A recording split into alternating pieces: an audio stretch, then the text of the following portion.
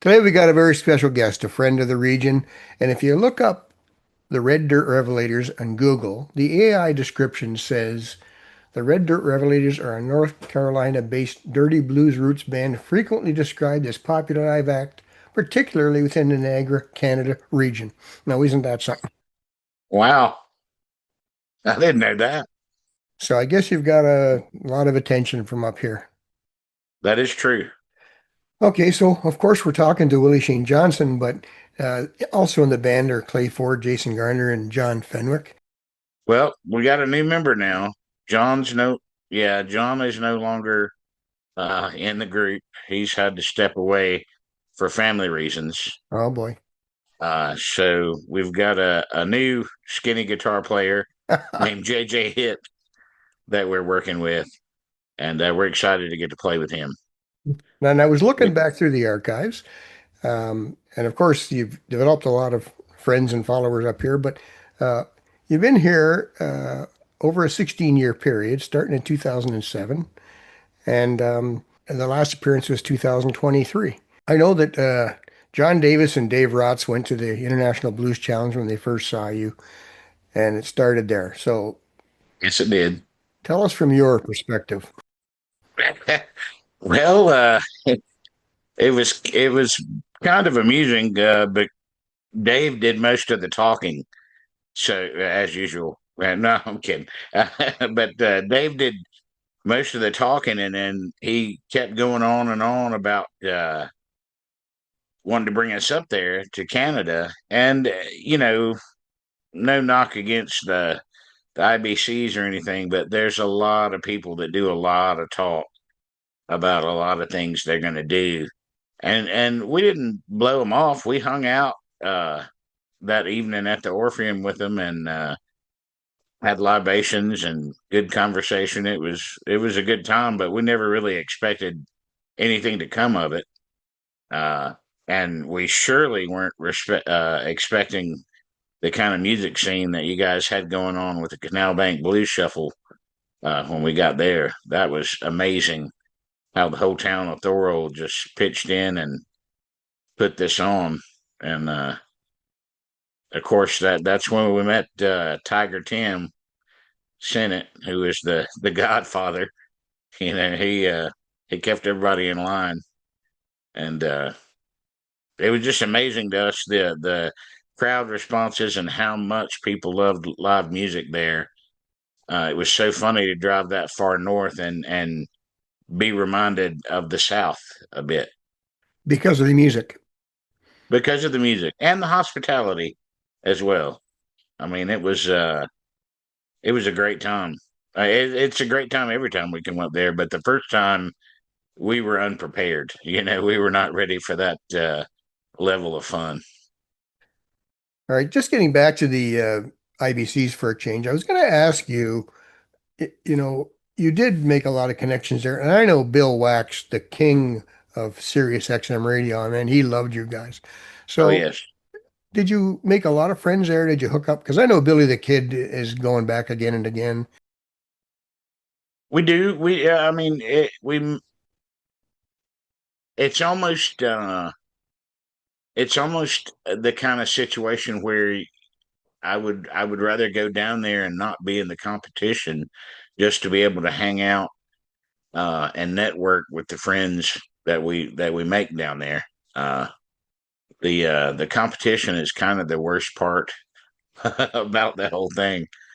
Uh, but yeah, the people that you meet there, we were lucky. We made lifelong friends. There was a band from Poland in one of the rooms that we were in that we became fast friends with, and our bass player Clay is actually on their latest blues CD cover. They came to the IBCs again, and their harmonica player, who's a phenomenal player, couldn't make it, and they asked me to fill in. So Clay and I met them in Clarksdale and stayed at the shacks out in the cotton field. I can't forget the name of the place, but it's just all like shotgun shack type dwellings, and we had a natural ball. It was a good time. Yeah. That is interesting. And I made a few European connections doing this as well. And it's interesting you bring that up because I found a German review that said the Red Dirt Revelators are swampy rock and roll soul with deep blues root running through its core, like a train coming through your front door. They'll make your hips shake, your feet move, and your big toe jump to boot. So That's a little Richard quote right there. that's Make what my it big sounds toe like. shoot up in my boot. And they went on to say that Willie Shane has a seriously cool and growling blues voice, fantastic harmony, top-notch intelligent songwriting, and perfect fellow musicians. So that's Germany. So Never been there. no, but they've been watching you obviously, and Yeah, it is cool the worldwide connections you can make through YouTube or whatever. So it's good to for know. sure. And I, like you mentioned, I think going back to the IBCs to hang out and make friends, I think that's more important too. Oh yeah, definitely. We spent very, very little time in the hotel room and tried to spend as much time as we could, going to not only to go support our other friends and things that were in the competition, but also just to mill around, the people that you'd see. We'd see Bill Wax somewhere on Bill Street every year, and get to visit with him. And it's just it's a very, very great place for all blues lovers to congregate at one time. Yeah. I just wanted to mention too that back then when you were still WSNB, there was a one review that said that you were uh, voted one of the best independent bands in the Southeast in Billboard magazine. So, like I said, you were getting some attention. And how have things changed in the music business for you? Because I know they've changed a lot. Oh wow. Well, I guess the biggest change is money. As far as the market, as far you're basically a glorified T-shirt salesman now because nobody purchases CDs any longer, of course, and really nobody purchases music at all. Everybody streams everything.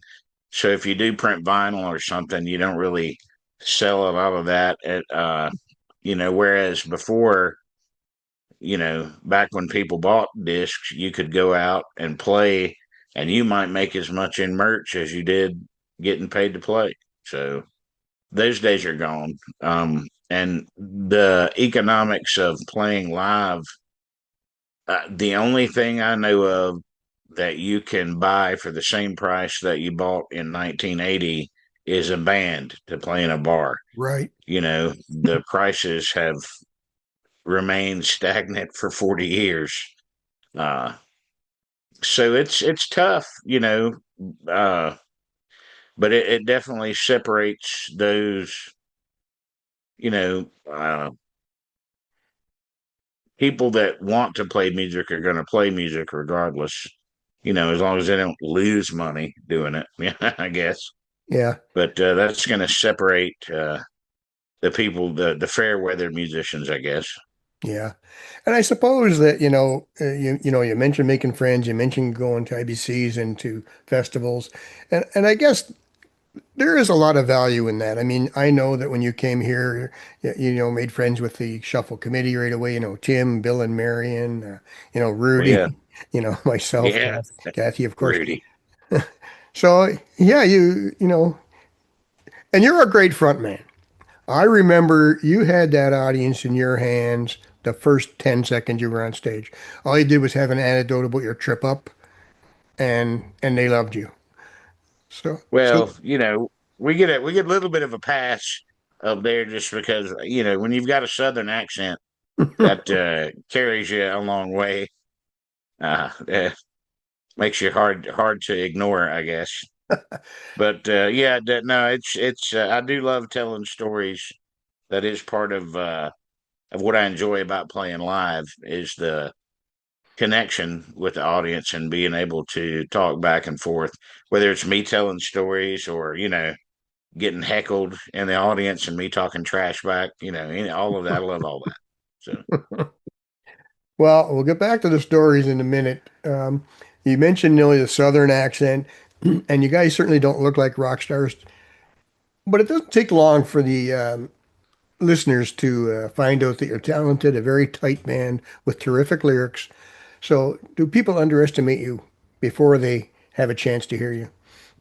constantly, constantly. It is practically every time we play.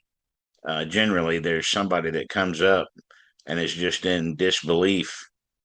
And it was funny one time. Clay, our bass player, had some relatives come in from out of state and saw us play, and his cousin was like, "Wow, Clay, you're in a real band," you know. It was I mean, we are, the level of the best weekend warriors we can be, but we take it very seriously as far as presenting the songs out there and trying to be a tight unit. Well, you know what? I remember we had a questionnaire on the website asking who people wanted to see back, and you guys were number one that year. People wanted to have you come back, and aside from the fact, like I said, you're a great front man. Heart, voice, very distinctive, and it's hard to miss that. But if you take the time to sit there and look at that band, you mentioned, Clay and Jason, and they are so tight and so good. I mean, that is a good band, Mm-hmm. and you guys are like For brothers. sure. Oh man, they Clay and Jason are more like brothers than you can imagine. It's so funny, the predicaments and the arguments over chicken wings and all the things that happen.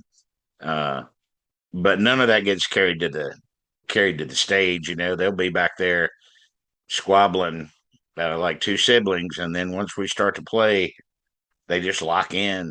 It's that I've been lucky enough to have played with them now. Almost 18 years. So it's definitely people don't non-musicians I don't think understand. You can have incredibly talented musicians that come together for an opportunity that have never played together before, and it will sound really good.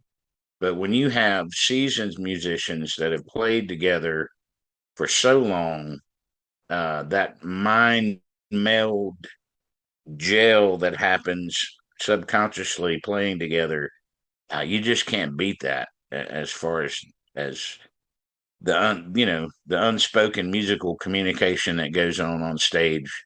You only get that with time on the job and playing together. So Yeah, and you're right. People sometimes miss that, but when it's noticeable is when you see bands back to back and one has it and one doesn't, then you see it.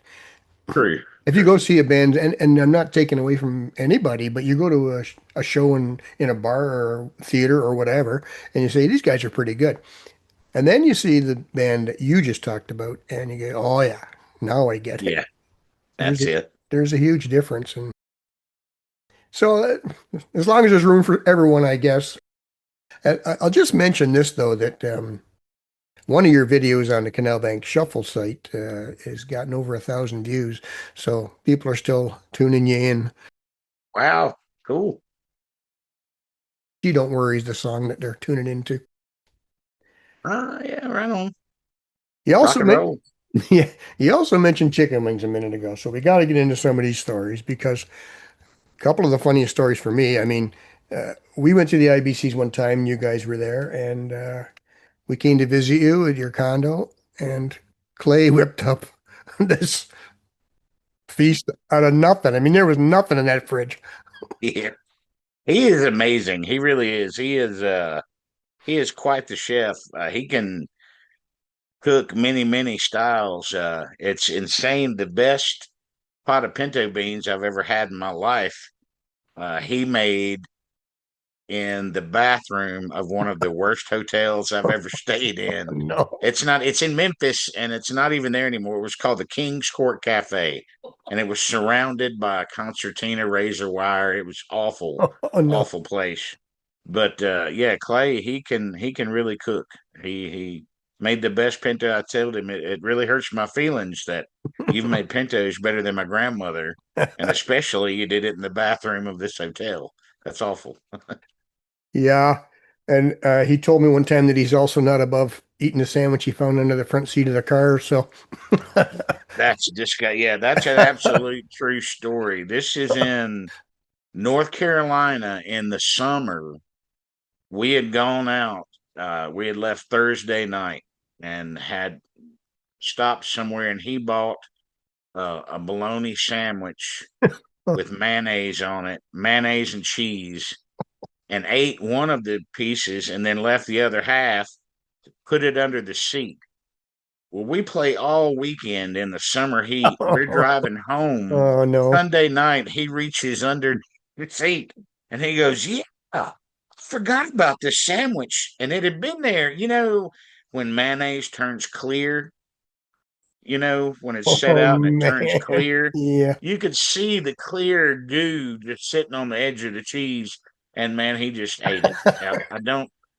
I don't understand how the same palate that can cook French cuisine is also able to eat that, Exactly.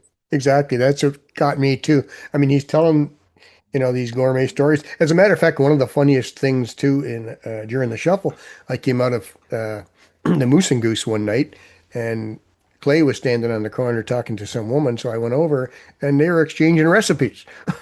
Oh yeah, yeah. Well, the band that we became friends with from Poland that we met in Memphis, Clay is the one that started that friendship. He found out they were from Poland and went over to them immediately, like, "Did you guys bring any kielbasa?" You know, so Of they course. started talking about sausage and beer, and it just went on from there. Well, you talk about these stories, and again, we saw you in Mont Tremblant. It's cool to do this traveling, but I know there's a grind in traveling and a lot of work. You come 1,000 miles or 1,000 kilometers to see us. Yeah, Um, I guess the upside is you get to go to these different cities and you get to try different cultures and different dishes. absolutely, absolutely. We always try to plot out along our route. New restaurants or any place that's got a lot of notoriety in the area that we're playing. We always try to make a point to hit them up. We've had excellent barbecue all over the nation.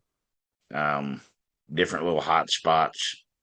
You get some bad places too, Mm-hmm. but it was so funny that when we played in Thorold, the first time we were there, we didn't realize that right after the festival, the restaurants pretty much close up shop there. And Yeah, the only place that was open was the Subway. right. And the guy, I don't know, he laughed at how much sub sauce we went through in a weekend. It was pretty funny. Oh, well, that's okay. And yeah, I know. And you'll be interested to know that there's a number of small little cafe type restaurants that have opened in Thorold in the last couple of years since you've been here. Cool. Cool. We definitely the last time we were there, we missed Scotty's. We missed being able to go there. Is that the right name of it? Biscotti. Biscotti. Okay, yeah. Yeah. They I'll never forget. We were there, and Rudy was there having breakfast, and it was Clay and I, and we had just discovered pea meal bacon. You can't get that in the state, Mm. so we were all about it. We walked up in that diner for breakfast, and we both ordered double orders of pea meal bacon. And the waitress takes our order, walks to the back, and then comes back out and said, "The cook wants me to make sure that you guys definitely want double orders of this pea meal bacon. That's a lot of bacon." Yeah. So we wore that as a badge of honor that weekend, Sure. causing concern in the kitchen. That's always a good thing. Now, and we talked a few years ago about, I mean, I would love to host a show with Blues, Brews, and Barbecue with you guys cooking barbecue, doing some chatting on the couch, telling some of these stories, and trying some local beers. If we were living closer, that would be happening. I'll tell you that right now. That is true. That is true. That's when you get the best stories, when you get the storytelling fluid flowing around a smoker. That's that's a good time. That's really when Clay and Jason really shine in their storytelling. You know, they'll have you wrapped in a story before you realize what's happened. Yeah, well, we've seen that, and it's always been fun. I know my daughter Alicia loves you guys, and she loves your stories. Like I said, you made a lot of connections up here. But let's just get back to the music for a second, if you don't mind. No, not at all. I know it's my fault we went off topic, I but mean, you know, bacon man. but you know what? You guys are so smart, engaging, articulate. And I remember one time we were discussing politics on stage when the curtain went up. We Oh, talk about being engaged, and we talked about the music business changing. What about finding gigs and playing the local venues? Has that changed for you guys much? I know we've lost a few venues after COVID here. yeah, we've lost quite a few venues here in North Carolina, and then quite a few festivals. We're starting just now to see the festival circuit come back uh, a little bit in strength, but it COVID, you know, just decimated all of that here. Um, as far as local gigs go, it's still, you know, restaurant bar type. We do have a very very nice uh, strictly just music venue in Hickory, North Carolina, called the Premier, that we've played a few times, and we'll play again. And that's always, you know, a really we're lucky to have a venue like that in our area for sure because they have national level stage, sound, and lights. So it's always a pleasure to roll up in there and have a good time. Yeah, that helps for sure, especially But this town. yeah, but as far as the bar scene around here is not, it's nowhere near it was. I can remember 2002 playing, you know, Wednesday night, Thursday night, Friday, a doubleheader on Saturday. And if you wanted, you could usually pick up a brunch gig somewhere on Sunday. Mm. And that's all gone. You know, the I don't I don't know if it's they've had changes in drinking laws. Not that I'm advocating drinking and driving, but when you get the law down to a point that, you know, somebody my size can have one beer and worry about blowing, you know, for a DUI, that's a bit out of hand. I don't know anybody that's a danger after one beer, but that's definitely had an effect on our area. You know, law enforcement clamping down on things like that has just made it really, really difficult for bar owners to stay open. Yeah, yeah, we've noticed that here too. In the shuffle when it first started, we had about 12 venues, and so it was okay because people could walk and all night or all weekend and then get a cab home or whatever. But yeah, now it's tough, and we were very, very reluctant to go to anything that wasn't in the downtown core because of that. And you're right, it's worse now. Uh, some of the venues I feel sorry for. I've seen some really, really cool venues, in the middle of some little town in the countryside, and it's awesome, but Yeah, it's not going to work. it's not going to last yet. Yeah, and it's also, you know, economics are a part of that, but there's been a change in people's desires to go see live music as well. You know, there's I'm not sure exactly what's at the play in affecting that, but a lot of people just don't go out. The younger generations don't seem as inclined to go out and see live music as we were, if that makes sense. You know, we Yeah. couldn't wait to go out to a bar, hear the band. And now, I guess, with the internet and all the accessibility to entertainment and music on there, they would just soon sit home. Uh, but I do believe that there's an element to live music that can't be replaced online for sure. I don't know if that's some sort of, you know, group telepathy when everybody gets together listening to the same song and enjoying it. But there's definitely a element to it that is lost on the internet. And I hope that you know, AI, all the AI music that's coming out, making things so perfect. I think that it'll have a crest and a backlash, just like everything else. I think people will become saturated with the perfection of those sounds and will actually yearn for human flaw again. I'm hoping anyway. I hope that happens. Yeah, no, I think you're right. And it's going to take some of them to get out of the house and experience it because you're absolutely right. When you're there, it's a whole different thing, but you got to get there first. So, Yeah, you can't explain it. You can feel it, you can recognize it, but it's hard to put into words. Definitely hard to quantize, you know. But they just need to feel it once. but is it still fun so far for you? Oh man, yeah. Oh yeah. I hope I can play until the day they put dirt in my face. I really do. It's one of the most thrilling things for me ever. You know, it's definitely one of the most fun things I do. Uh, it amazes me that they haven't made it illegal yet. I enjoy it so much. So Don't. yeah, yeah.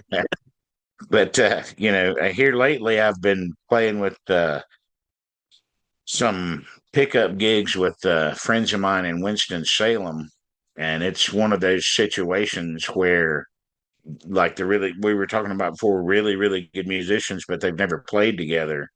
Uh, Being thrown into a situation like that, unrehearsed, everything is improvised, and that is thrilling and freeing in a way. When there's been zero rehearsals and everything is improvised, there's no right way, which means you can't really you can't mess it up, you know, and that frees you to do things that you wouldn't have done before. But all of that music has been a great gift in my life, for sure. Not just for the mental health ventilation of being able to play, but all of the people that I've met over my lifetime, all the places that I've gotten to travel, you know, so very far away from Grenada, Mississippi, that it makes a big. It's had a huge impact on my life. Right, Huge. right. And you just mentioned, jamming with people, playing with the people you haven't played before. And, when I hear people are amazed by that, but, musicians always say, well, if you understand the mystery of the language or the language involved in the blues, there is no mystery to playing it. But the last time you guys come up here, you ended up playing Blues in the Battlefield, and then you did Donnelly's, and you were on stage with Brant Parker and Riley Michaels. So, what's it like to travel 1,000 kilometers and play with guys you never played with before? It's awesome. It is absolutely awesome, especially when it is such a great player, as talented as Brant Parker is. You know, getting to play every single musician that you play with that is better than you makes you better. You know, and every style that you hear that is outside of your usual realm of awareness, that it just makes you a better player. Absolutely. And there is something there uh, when you are playing in a group with people. There is a voodoo side to it, mental telepathy. There's a communication there that everybody is following, uh, but I can't put it into I can't put it into words gracefully. It's just go ahead. Well, it's interesting you mentioned that because I asked Bob Margolin a similar question, and And he was the first one to talk about mental telepathy or ESP. And I thought that is something different. I had not heard that before, and it makes perfect sense. Yeah, I mean, I've always felt that way and it increases what we were talking about when you've been playing with a group of guys for a number of years. That telepathy increases to where even when in the times when you're making something up totally off the cuff, which direction they're going to go, uh, split second, and it's really wild. It's a wild feeling, that feeling playing with other musicians and having that communication going on musically.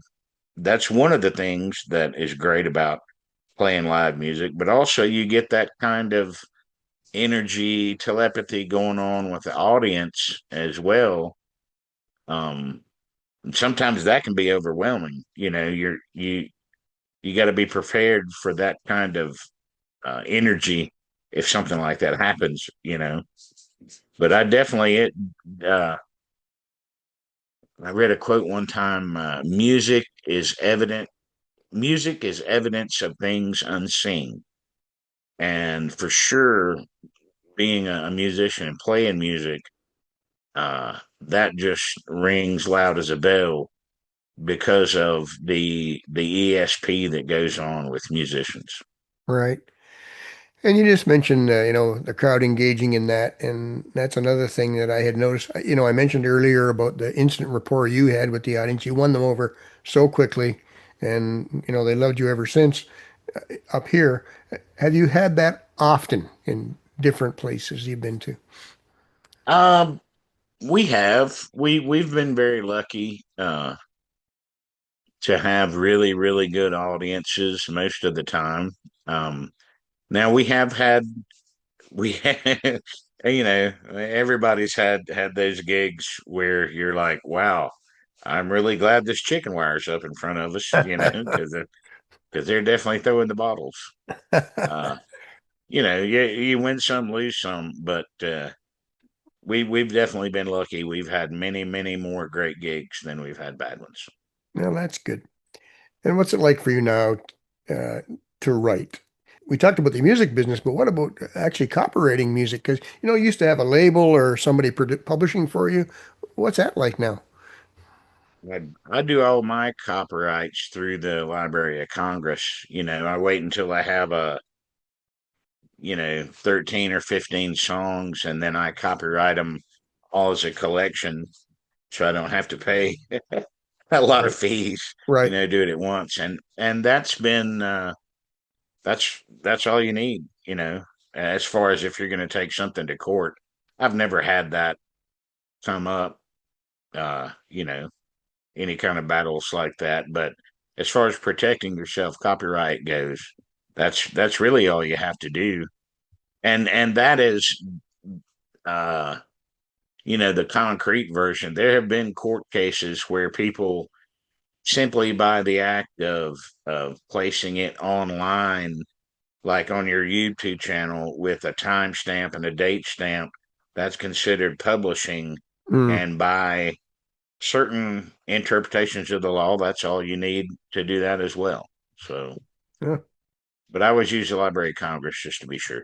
Yeah. Well, that's good to know because I was wondering about that without a publisher behind you. You're on your own, just like the recording. Yeah. So anything new coming out?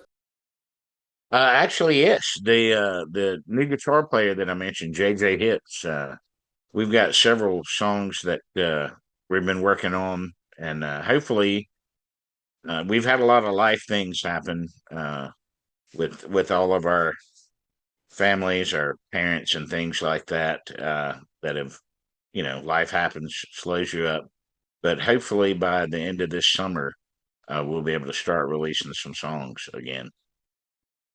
So, Uh, because really, that's my driving.